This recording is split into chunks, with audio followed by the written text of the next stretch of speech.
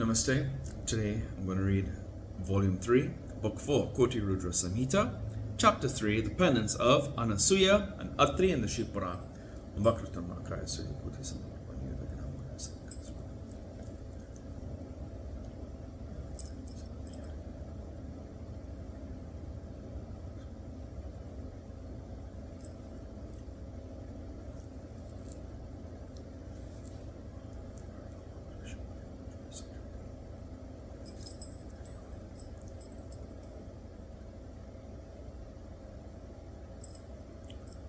Hariom Tatsat. Sutta said, the linga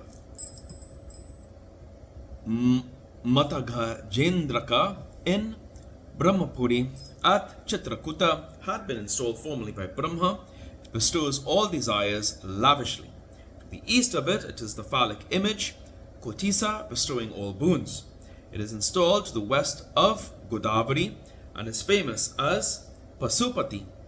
The Lord himself appeared in the southern quarter in the name of Atrisvara, for helping the people and for the happiness of Anasuya. He enlivened people at the time of drought. He is himself Shiva partially. The sage said, O Sutta, fortunate Sutta, how was the excessively divine Shiva born as Atrisvara, or one of excellent rights? Please narrate it. Sutta said, O great sages, you have put the question well. I shall narrate the story, on hearing which constantly one is relieved of sins. There is a great forest, Kamada, in the south, near Chitrakuta.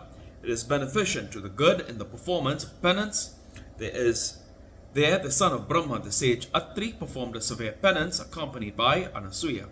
O sage, formerly once there was a great drought there, extending to 100 years, which put all living beings to distress. O great sages, the trees became dry, then without sprouts or fruits. No water was seen anywhere, even for daily routine work. There was no greenery anywhere. The winds blew dry and rough. There was a painful hue and cry all over the earth.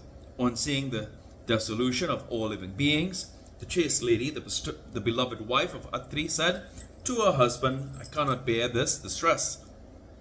The sage then sat in the yogic pose, repeated the pranayama 3 times, and sank into the yogic trance. Atri, the great sage of perfect knowledge, meditated on Shiva devoid of aberrations, the great splendor stationed in the soul through his own soul. When the preceptor sank into meditation, his disciples, unable to get food, deserted the sage, their preceptor, and went away. Anasuya, the chaste lady, then was left all alone. She joyously served the sage constantly, making a beautiful clay image through mantras in accordance with the rules. She worshipped Shiva through mental modes of service. After serving Shiva repeatedly, she eulogized him with devotion. Anasuya, the well-behaved wife of the sage, circumambulated her lord and Shiva. After prostrating, she went round anti-clockwise too. On seeing that beautiful lady, the Dejas and Danavas were excessively agitated by her brilliance.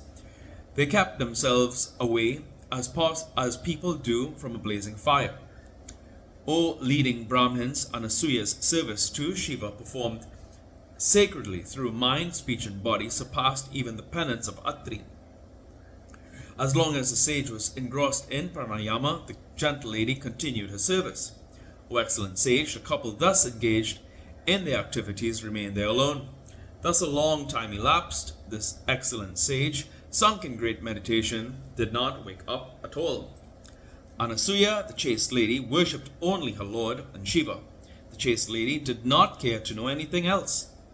On account of his penance and her worship, the gods and the sages, Ganga, and the rivers came there in order to see them with pleasure. On seeing his penance and her service, they were surprised. On seeing their wonderful activity, they asked one another, which of the two, the penance or the service, is the greater?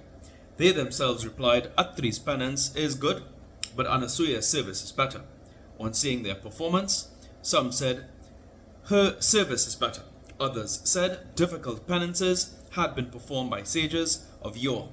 but nothing like Dadichi's penance was ever performed by any. The sage is blessed. Anasuya is blessed, since great penance is pursued by these with great pleasure. If there be a person performing such an auspicious, difficult, and excellent penance anywhere in the three worlds, we do not know. After praising them thus, they went away, but only Ganga and Shiva were left. Ganga said, "Delighted in worshipping us, the chaste lady is too much engrossed in virtuous rites. I shall help her and then go." O great sages, Shiva too, drawn by the meditation, up Atri stationed himself there in full digits. He did not go to Kailasa. O excellent sages, 54 years had elapsed, there was no rain at all. As long as the sage was in meditation and penance, Anasuya decided not to eat anything. Now listen to what happened when the sage was performing penance and Anasuya continued her service. Footnotes.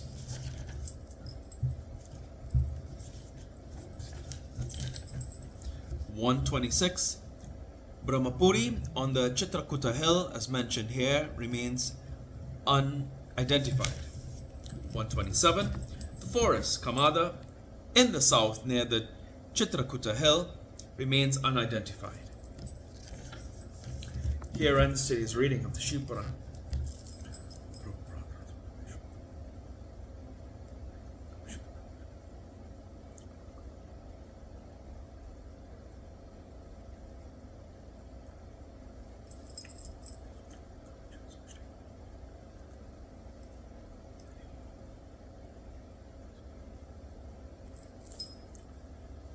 Hari Om Tat Sat.